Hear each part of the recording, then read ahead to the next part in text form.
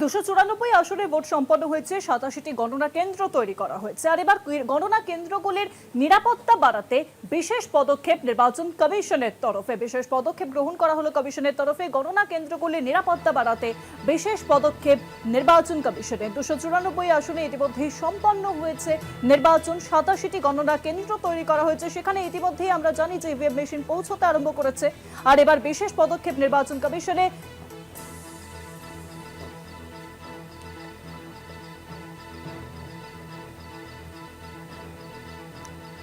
আরো জানবো এই বিষয়ে সিইও দপ্তর থেকে সরাসরি রয়েছেন প্রতিনিধি সত্যসুন্দর ভট্টাচার্য। সত্যটা কি পদক্ষেপ গ্রহণ করা হলো এবার কমিশনের তরফে, বিস্তারিত জানাও দর্শকদের।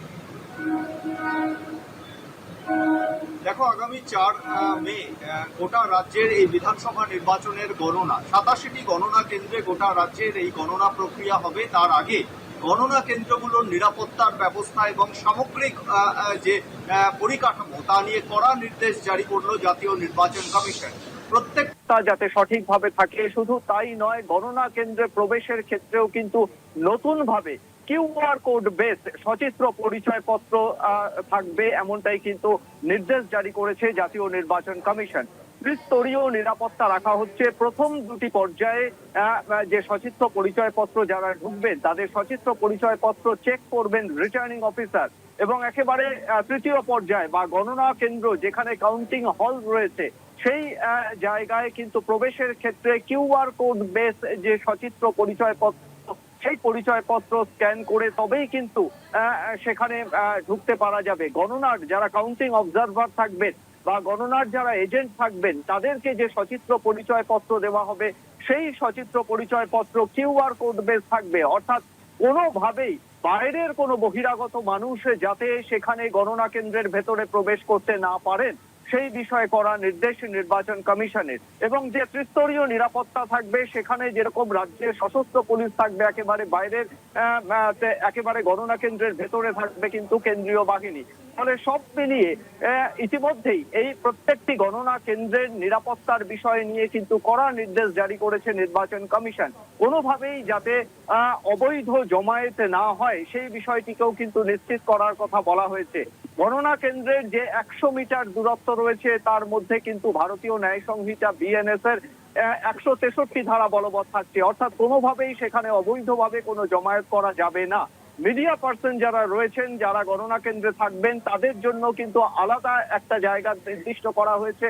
প্রতিবার যেমন থাকে সেখানে কিন্তু তাদেরকেও সচিত্র পরিচয়পত্র নিয়ে যেতে হবে।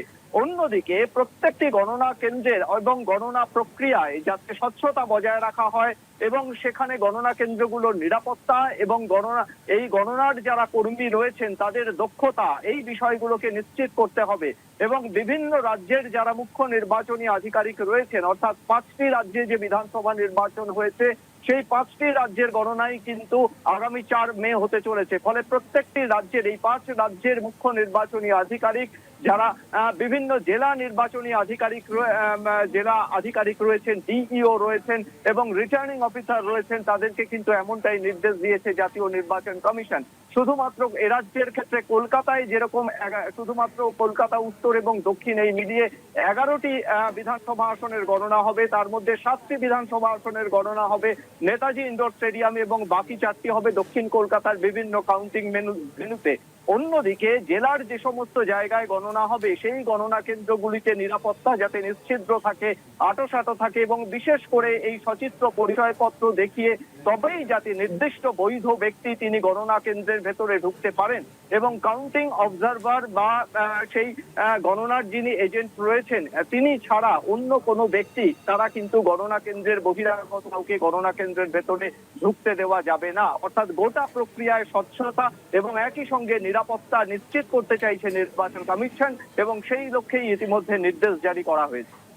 ধন্যবাদ তোমার সত্যদা। সরাসরি ছিলেন সিইও দপ্তর থেকে প্রতিনিধি সত্যসুন্দর ভট্টাচার্য। গণনা কেন্দ্রগুলিতে নিরাপত্তা বাড়াতে এবার বিশেষ পদক্ষেপ নির্বাচন কমিশনের তরফে। কিউআর কোড থাকবে, সেই কিউআর কোড বেস করে সচিত্র পরিচয়পত্র দেওয়া হবে, একাধিক নির্দেশ দেওয়া হয়েছে এবং শুধুমাত্র এই রাজ্যের নয় বাকি যে রাজ্যগুলোতে চলছে নির্বাচন সেই সমস্ত রাজ্যের জন্য এই পদক্ষেপ।